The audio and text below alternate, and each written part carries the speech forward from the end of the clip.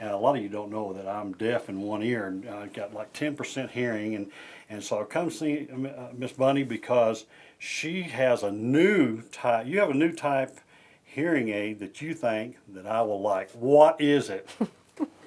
I do. It's the world's first extended wear hearing aid, hearing instrument.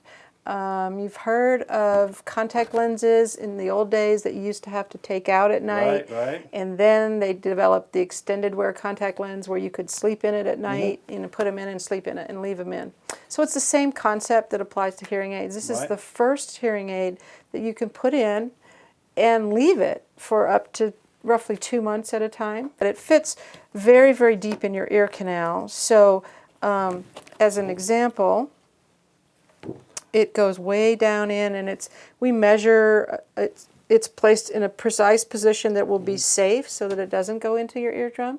Right. And yet the closer the better to the eardrum, because it makes sound more natural and more clear and more high fidelity. So looking down in it, I'm looking in the ear and I cannot see it. It's 100%. That's what we was talking about. That's what 100% invisible. Well, as hearing aid technology has improved, over that period of 20 years, I would upgrade the hearing aids as I went along. So the ones I'm wearing now go way in the ear, right up against the eardrum. They are invisible. I leave them in all the time. The battery life is about 3 months. I can sleep in them. Of course, I can turn them off at night too with a little device I just hold up next to my ear, and I can shower in them, and I can even go stand up paddleboarding in them. So they are extremely versatile, and I think the sound is much, much better than the earlier technologies that I was wearing. So in a medical evaluation, which also serves for determining what you need with a hearing aid, we do assess the different parts of the auditory system, going through the whole from the beginning. So we use an audiometer. It produces tones of the different pitches or frequencies and maps out an entire picture of the cochlea, the inner ear. Also the middle ear and also the external ear. When we're looking in there, we do that first. So it kind of just evaluates the whole system all the way through. So first thing we would do is present in the booth. We do just present some beeps, and at the different pitches and frequencies, you respond by pushing a button.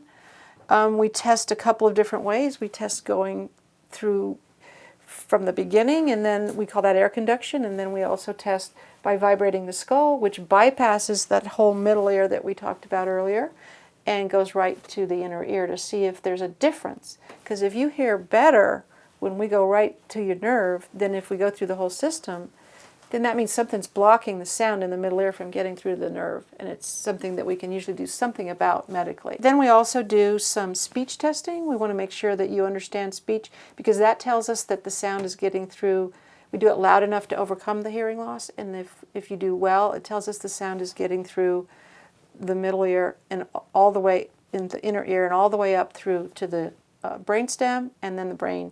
And then that's how we know that you don't have something creating a problem, like a tumor on the acoustic nerve that gives you no clarity because it's pressing and the clarity can't get through.